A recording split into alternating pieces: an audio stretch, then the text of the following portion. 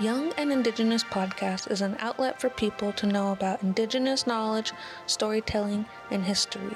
Through our youthful journeys as Indigenous people, young people and elders share their experiences with us. Without them, we wouldn't be able to do this. Come listen to Plants, a podcast series featuring many different plant knowledge keepers with diverse perspectives and plant philosophies. A series brought to you by Children of the Setting Sun Productions and Cultural Survival Youth Fellow Opportunities.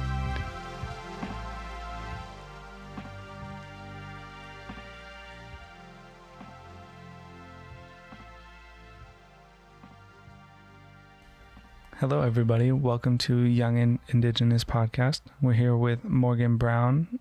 Morgan Brown Dewayu, Tsimshian, ada Ukrainian.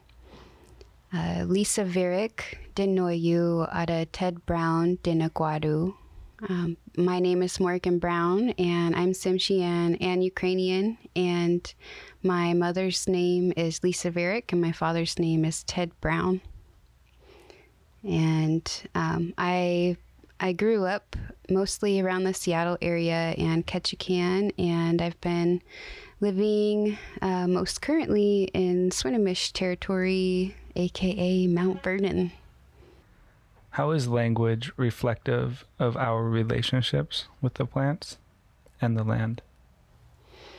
Yeah, in my time, both like on my journey with the plants and then on my journey with my Indigenous language, which is Sm'algyax, I have realized that it was just a lot of my own personal desire to learn how to speak with the plants in the relationship and the language that I share with them.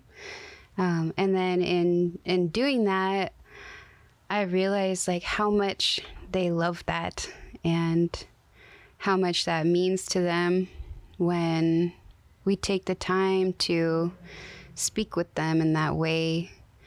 And our language comes from them. And also, like, this is not just for our plants, but all of our relatives that we share territory with. So animals too. And it really feels like a form of respect as well for me to take the time to really hold up that piece of our identity that also is shared with them. And I also wanted to share, there was an article that I read, I think a couple years ago, that talked about, they kind of looked at the territory maps of different languages. And this was mostly up like in Tsimshian territory, where they looked at the language dialect maps, and then they also looked at the genetic maps of grizzly bears in the area, and they found that the lines of those maps like overlaid on each other was incredibly similar, and that just made so much sense to me.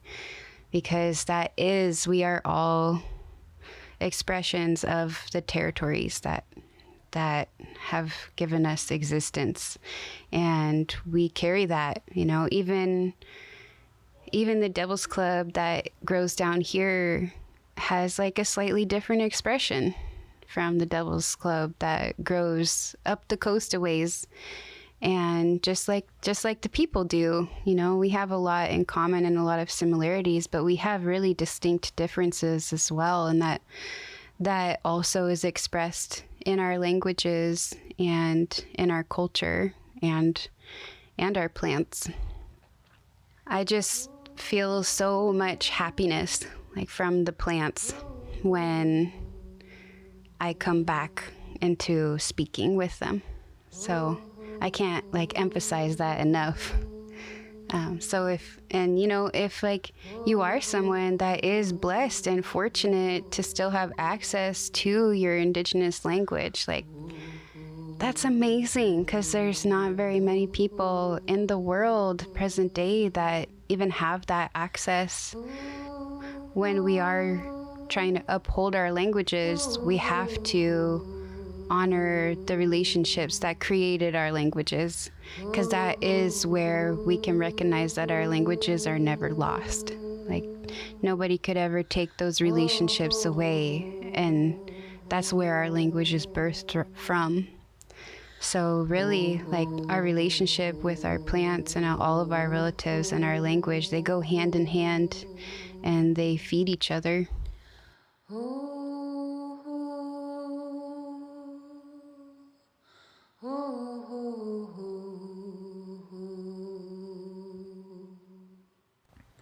Thank you. That was really powerful, and that kind of goes right into the next question.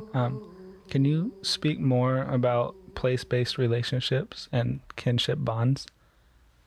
Yeah, so in my years of going out and spending time in different places, different territories, and harvesting different medicines and just really just being with them too, I recognize that I'll be called sometimes to go and harvest a certain plant, or just, someone will come to me and that will be the medicine for them too. So that's sometimes like how the plants speak also, is through us to each other. They'll call me out there, and sometimes it's not just for that medicine, but there'll be other reasons why we need to go to that place where that medicine grows. Like, there's certain medicines that they won't just grow anywhere. You couldn't dig them up and transplant them into your backyard, like Devil's Club, or we have a really strong medicine called hooflands, and that medicine only grows in specific places.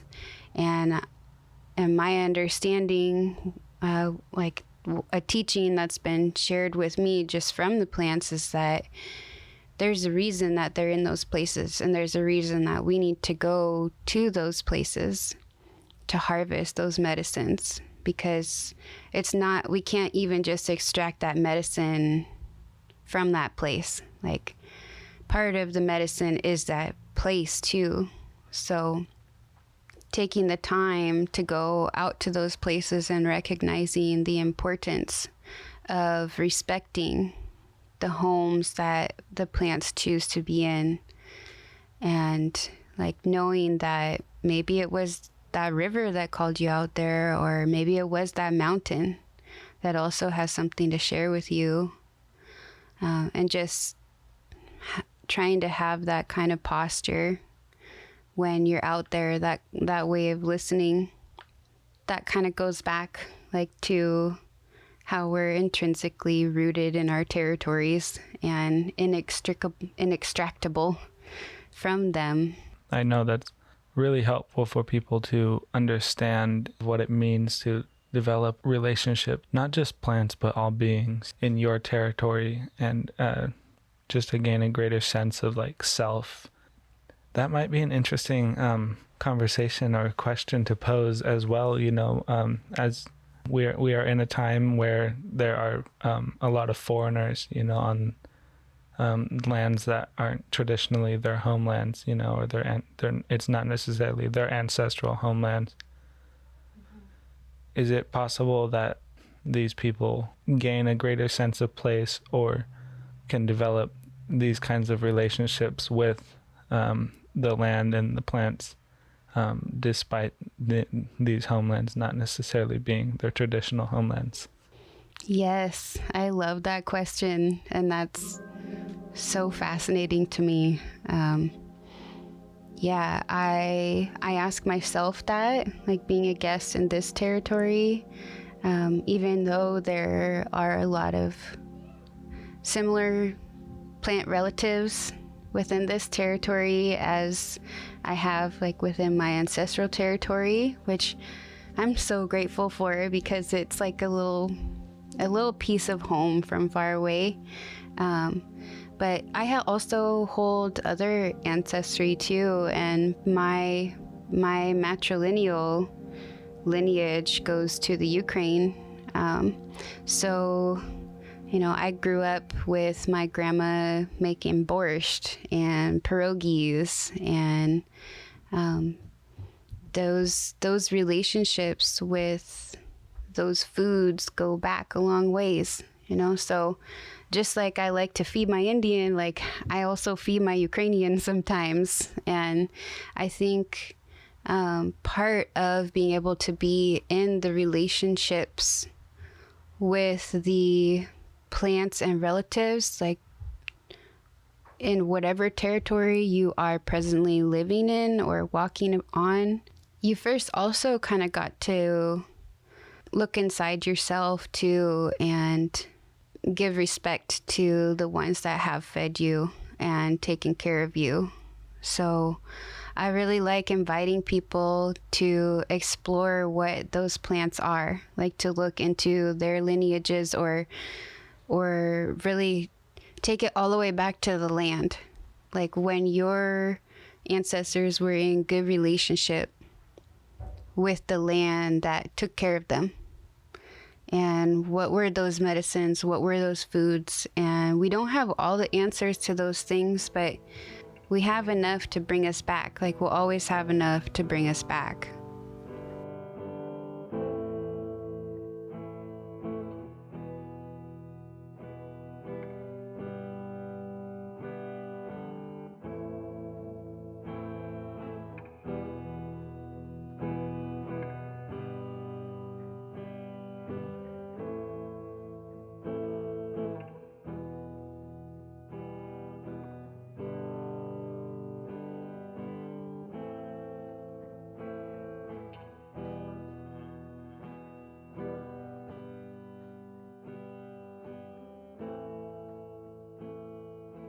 And if we just make that choice, even just making the choice of coming back into relationship with one of those foods that fed your ancestors when there was that time of good relation, you're feeding those ancestors inside of yourself, and you're choosing that. You're choosing to feed that inside yourself, so you'll get stronger in that way. You'll remember more what it's like to be living in that good relation, because that's inside of all of us. We can all go back to a time where our ancestors were in good relation. So finding how you can feed that within yourself is really important. And then I think when we take the time to do that, then we understand what that looks like, no matter where we are, like how to be in that good relation. And I think it's also something like, man, I can remember times where I was really confused about all this stuff. And, I still feel fascinated. Like there's so much more to understand. But what really has helped me is to pray about it, and to pray to my ancestors that I do know that I saw, like making those choices, or that I feel that kind of connection with, and to just like ask for guidance and ask for help, and to just really try to get in touch with your own heart and just love yourself. Like no matter what, just love yourself and accept yourself, because it all has to start with that. Like if there's so much shame that we can't feel that love for ourselves and accept ourselves, like no matter where we come from or who we are, then we missed out on so much of like a good way of life. And we all need that. Like no matter what, we're all in this together. Yeah, I really feel like it starts with going inside yourself and feeding that within, and then a lot of those answers will come for you, because there's not like a manual, like there's not like an instruction book that applies to everybody. I definitely feel like if you are drawn to harvesting, if you're drawn to being in relationship with the plants, and if you have that like burning curiosity. That's beautiful, no matter who you are.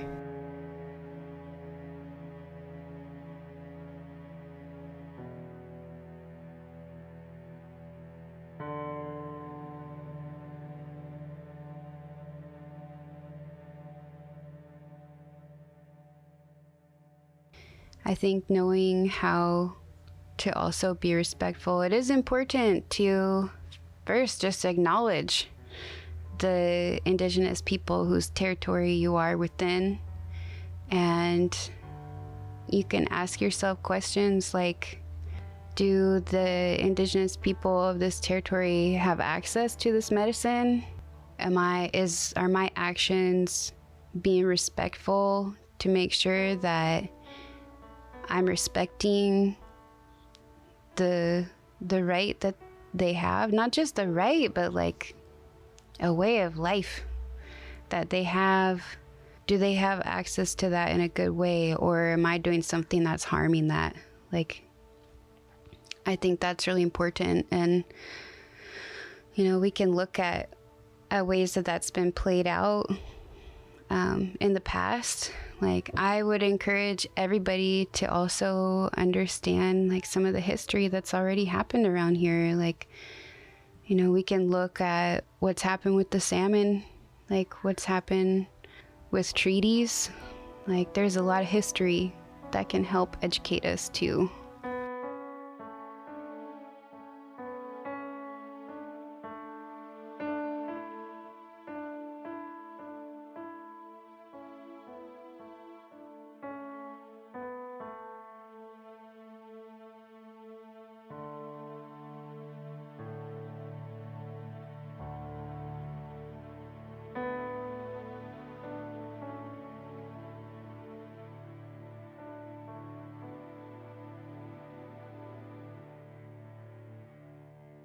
It's really powerful, that like someone like you is able to go and educate Indigenous and non-Indigenous youth, because that's going to make, the greatest impact, in this cultural shift, where we are starting to recognize that respecting the land and all of the animals of the land, whether you believe in animism or not. I think we're kind of in like a renaissance per se, and it's because people like you who have done the work that it takes to heal themselves, and then are now able to illuminate that outwards in their community, and just kind of one step at a time. Yeah, and I think that is really important to take the time to understand, is that a lot of Indigenous communities are going through an immense amount of healing from a lot of trauma that has happened not that long ago. And because of that, communities might be in a different place of coming back into relationship with their plants and their medicines, or even knowing how to do that. Like, it's a lot. And being someone that, if you're someone that might not be going through that, or, you're in a different experience in your life, or like even in your lineage, those relationships are really strong for you already and established with the plants. Like, I think it's important to think about holding that place or that space. Like, it's not just, everything out there is not just like yours for the taking, like, and maybe it looks like praying. Maybe it just looks like praying for healing, for everything within the territory that is feeding you now, like for there to be healing. And I've been in a lot of spaces or plant communities, schools, classes, where there isn't Indigenous representation, and it's not spoken of. It's not part of the education. And I think especially like people that have schools or are teaching plant medicines, I want to see that upheld so much more than what I've experienced that to be happening. And I think it's definitely heading in that direction. And I'm really comforted by that. But like, I still feel the need to advocate for that and to make sure that like Indigenous people are not forgotten when folks not from these places that are holding this medicine are coming to harvest these medicines. There needs to be visibility for that, for sure. Like, there needs to be more awareness around that. And they're open-ended conversations. Like, I don't feel like I have clear answers. I just know that it's important. And I feel like I couldn't ever just have those answers, because the answers come from us speaking about those things with each other. So, yeah, we just gotta make more spaces where we can talk about it, because a lot of people really care, they just don't know. So we gotta have more awareness.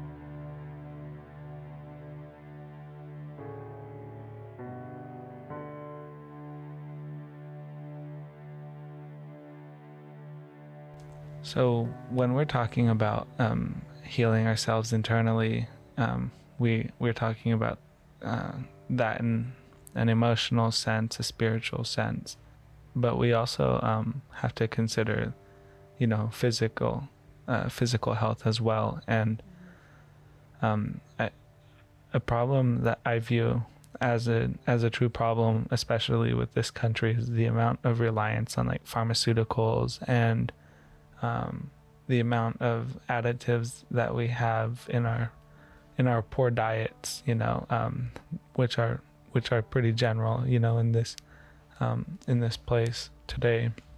Could you maybe talk to, as someone who is considered a medicine woman, could you talk to like plant medicine or plant medicines and just how much more beneficial, the lives that people could have, if they pursue, plant medicines over the counter pharmaceuticals or pharmaceuticals in general, or healthier plant choices? Yeah, I love this question.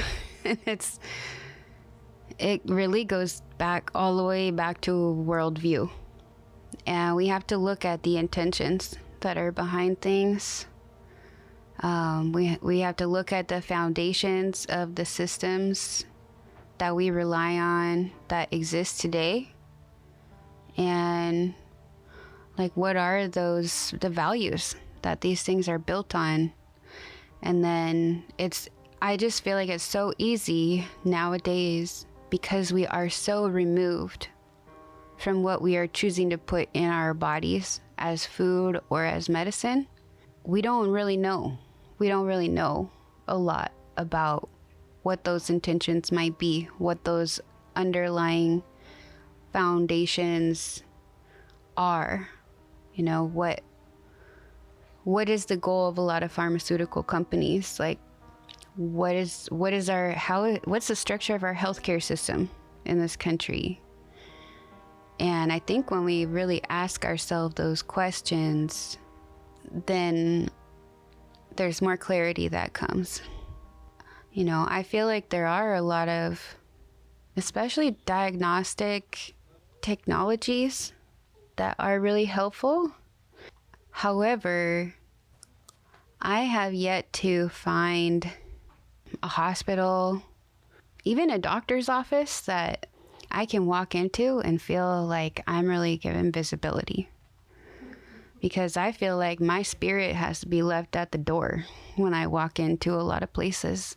What I know deep in my bones, I almost have to deny that a bit, or I'm told that I have to entrust somebody else that goes through even an education system that we can look at. What's the foundation of that? What's the intentions of our education system?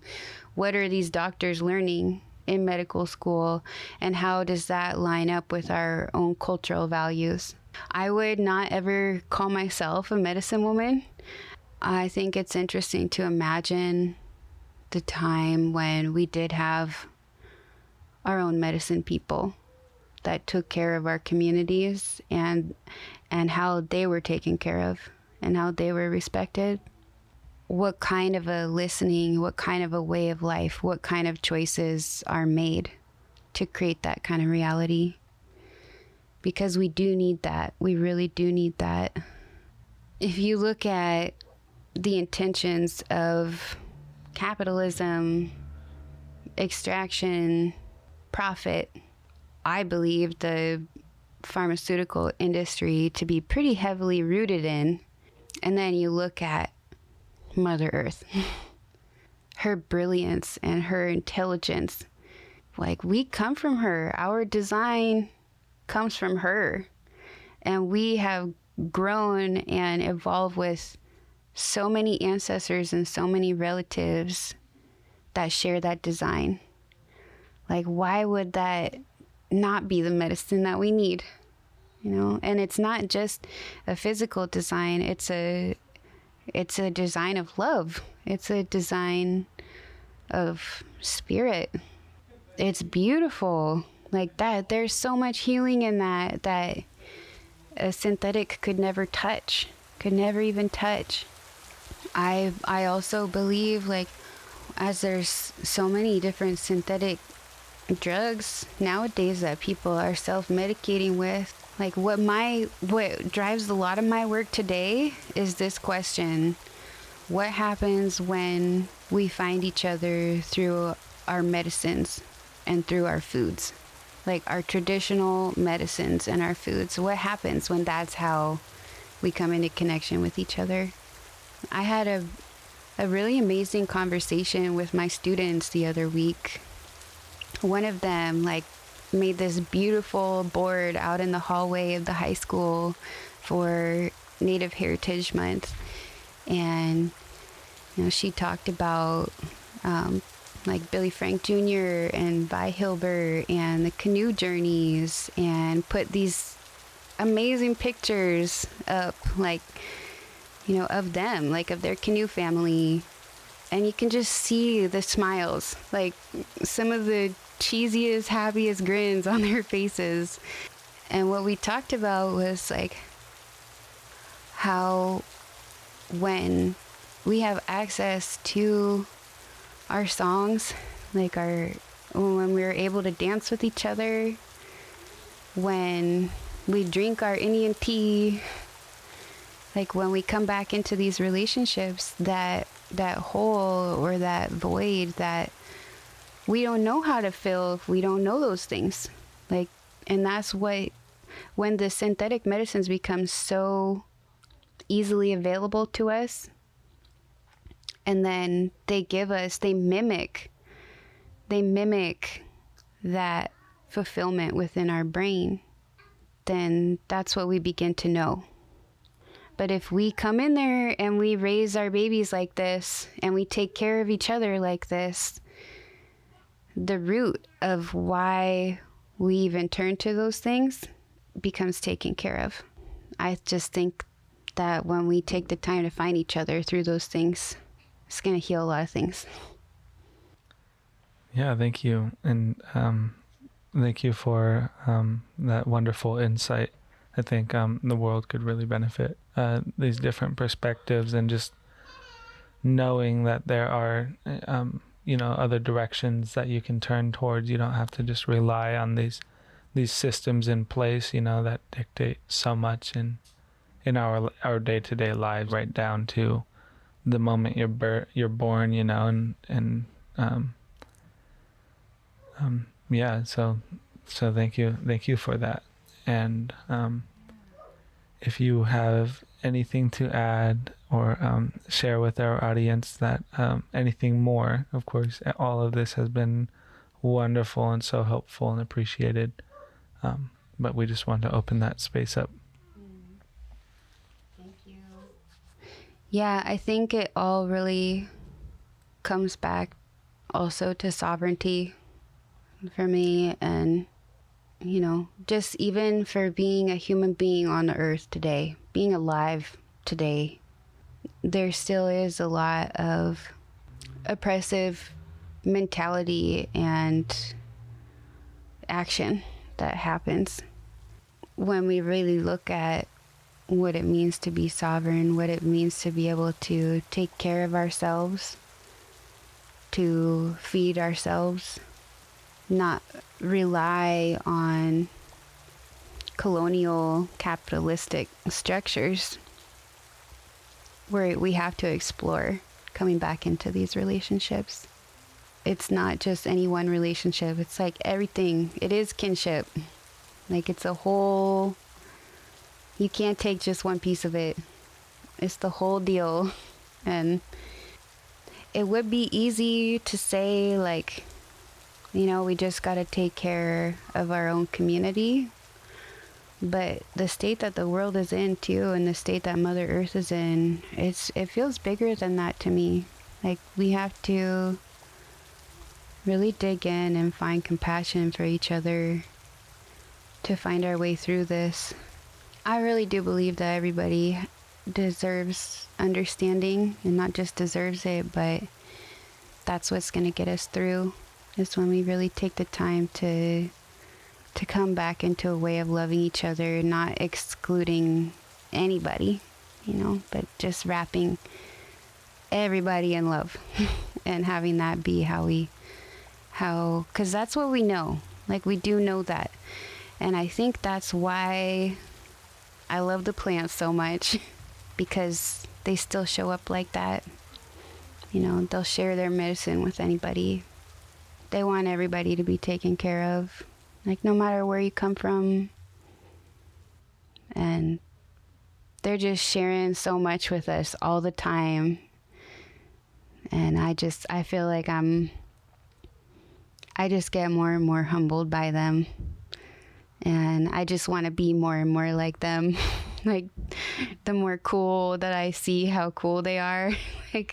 And I'll joke with my daughter about that. I'm like, who the real cool kids are? It's the plants. They're the real cool ones. Yeah, we got to go hang out with them. So, yeah.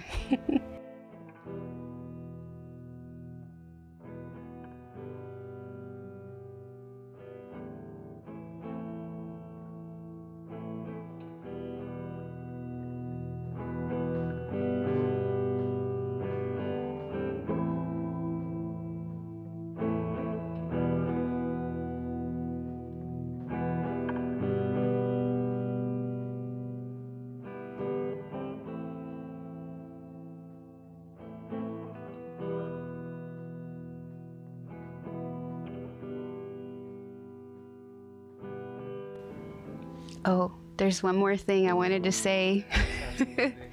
When I go out there into the forest, and I'll see around here too, like one of the medicines that I feel really strongly about people not harvesting unless they've been really shown like by an elder within that territory is cedar. Not like the leaves, but the bark. Because when I've been out there, I've seen some cedar trees they're like slowly dying because of the way that they were harvested. And I can tell that whoever harvested that did not have teachings for harvesting that. But it is an incredibly essential culturally important medicine and relative, especially within the Northwest, the tribes around here, going all the way up to the coast where I come from too. Don't try to take that. Just let that be. Unless it's really, you get really clear permission and teachings from a local elder. Just let it be. That really is an important note, especially to the point of cedar trees, because you are really only using one. When you go to harvest the bark, you really are only using like a small percentage of what that tree has to give, and not even a fraction of what that tree can give. And if you don't harvest, ethically from these amazing beings, and they slowly die, and that every day that they're dying, it's kind of like a gift being taken, another gift being taken away from this world. And fortunately, dead trees still provide to our ecosystem, but just allowing that being to live its full cycle, and then when its time comes naturally, it will continue to give and give and give. So thank you for that. Yeah, there's one more thing too. So I was remembering the last time that we got together, as it was getting all dark outside. One of the last questions you were asking me was how are you involved in these relationships with plants, in your life right now? And I had shared about the work that I get to do with some of the youth that I work with, and that's been really powerful, and that's very much my day-to-day life. But I also wanted to share a bit more of just my own personal journey too, that I think one of the things, being an Indigenous person that doesn't live within my territory and within my community, I very much involve myself within the Indigenous community that I do live within. But there still is this piece of me that's I miss home, So it's interesting to balance that, because I do want to be respectful, and this is where I am. I'm choosing to be here, so I'm going to be here. But also, it does something to me different that nothing else could do, to be connected with my own community and my own culture. I have to remember to take care of myself and my people in that way too, and raise my daughter in that way too. So one of the ways that I've been bringing plants into that aspect of my life is through our Gwish Nagam Gemk, or Gwish Halite weaving tradition, which is commonly known as Chilkat weaving. So I was fortunate enough to be in the first cohort of Tsimshian weavers to be getting mentored by a Tsimshian hana'a, a Tsimshian woman. So my mentor is Ruth Hallows, and she led 10 of us through this cohort of coming back into our sacred weaving tradition, which has been such a healing journey, to come back into relationship with each other in that way, but also to come back into relationship with the plants and the animals that also create that tradition with us. It wouldn't be anything without them, just as much as it wouldn't be anything without us. So one of the relatives that I've really been connected with throughout this experience, even before I was in that cohort, is the lichen. And the lichen, I feel like plants will do this too. They'll kind of come in for a chapter of your life and share teachings and medicine with you in that way. And for me, it's the lichen. It's been the lichen for about 8 or 9 months now.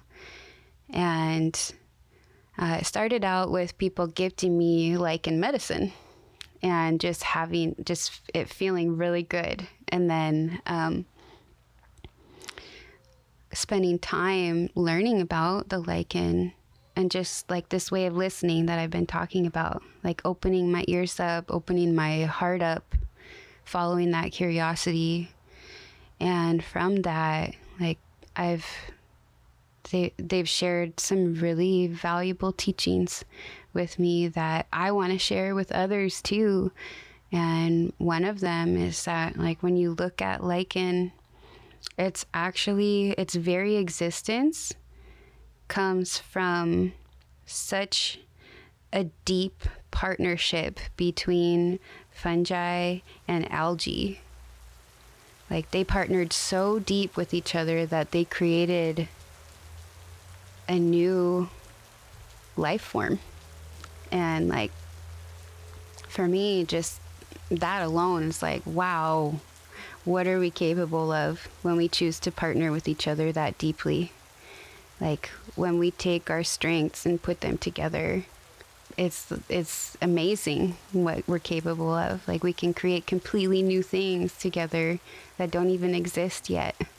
There's also this way that the lichen knows how to go completely dormant when there's not the moisture in the air that it needs to grow. It's almost like it can be in this state of death while still knowing how to listen for when the environment is conducive for life again. Where I feel like I have been in my journey, and also like especially in that cohort of weavers where we are together with each other, is that time of rehydration. And I would say this is true for a lot of Indigenous communities right now. Like, we have that within us too. And we've had to go through times where we've had to like almost be dead while still remembering how to listen for when we can be alive again. It just feels like so fortunate to be in this time right now where the environment is conducive for life again. Like, where we can come back in to these traditions that, like, not even that long ago, our ancestors had to tuck that away inside of us. That feeling, like, even on a cellular level of rehydrating, is like, it's kind of mind-blowing sometimes. Like, it almost, I'm like, I don't even know if I remember, but I know I do remember how to feel this much love. Like, you know, it's in there. But I'm just so grateful for the lichen, like, for sharing that, for holding that almost like it's like a timeless way, kind of like how our stories are timeless in that way. It's a timeless teaching. Like, it's held for us. It was held for us then, and it's held for us now. Like, all of that came to me before I realized that the lichen is what we make our yellow from in our Gwishnagam weaving. That's what our yellow comes from. That's also, it's the lichen and the copper that we make our blue, and then the hemlock we make our deep brown black. It's the mountain goat and the woolly dog, which has been like bred out of existence. But there are people that are like wanting to bring them back, to make those efforts to bring, you know, a new version of our woolly dog. But it's about the relationships, right? So we can come back. Like, if we come back to the relationship, we can come back. And for me, I always want to go to the plants. So, like, in our weaving cohort, we were given a lot of these things. And now I want to go find that mountain goat hair up on the mountain, because I need to be up there, and my daughter needs to be up there. Just a few weeks ago, I was able to go to the other side of the mountains and harvest our there's a specific lichen that we use for our yellow. So it doesn't grow around here. It doesn't even grow in our traditional territory, which has its own teaching, right? Because we must have traded. So that's tied in to that too. Yeah, they're so abundant with teachings. Like that's just this, this little bit. And it's the whole world, and they will totally like brainwash you in the best way possible. Like if you just let them. And that was the one thing, like with my daughter, when I became a mother, my daughter can be like whoever it is that she wants to be, that she is, but like the one thing is like, she's going to know the plants, because I want her to know how to take care of herself and her community, and wherever she is in that way, she needs to be able to walk through the world like that. Because it does something different to you when you know how to take care of yourself in a place. You can walk differently. Thank you. Thank you. That was wonderful. Well, thank you so much for joining us today, Morgan Brown. And do you have a traditional name? No, I don't. My Sm'algyax teacher calls me Mogali because we don't have R's in our language.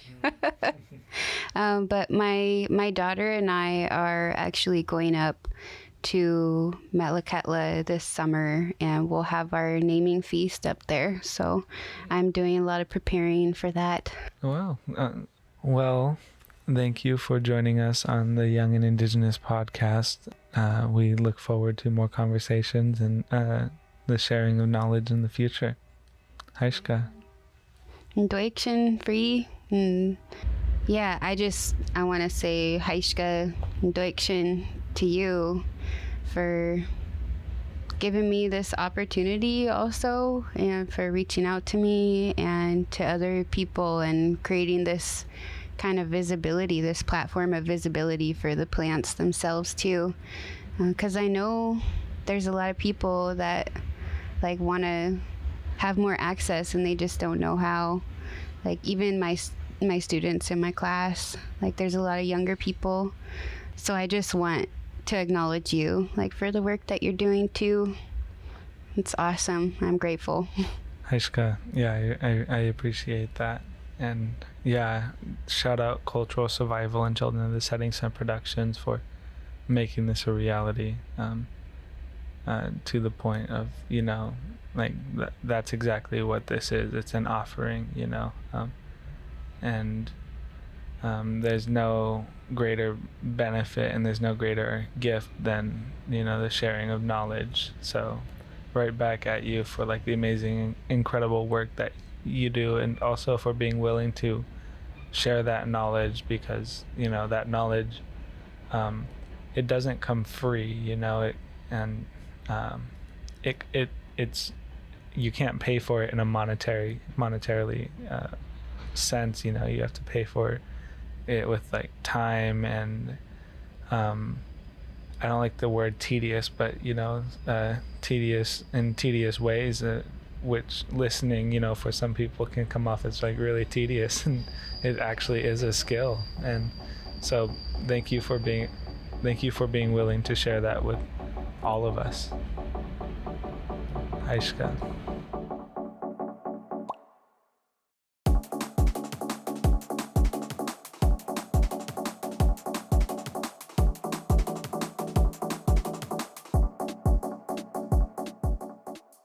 Hey, what up, y'all? Thanks for tuning into this episode of the Plant Series. This episode has been produced by Roy Alexander, Free Borsey, Cyrus James, and Ellie Smith. Huge thank you to our funders, the Initai Foundation, the Cultural Survival Fellowship, the Paul Allen Foundation, and the Whatcom Community Foundation.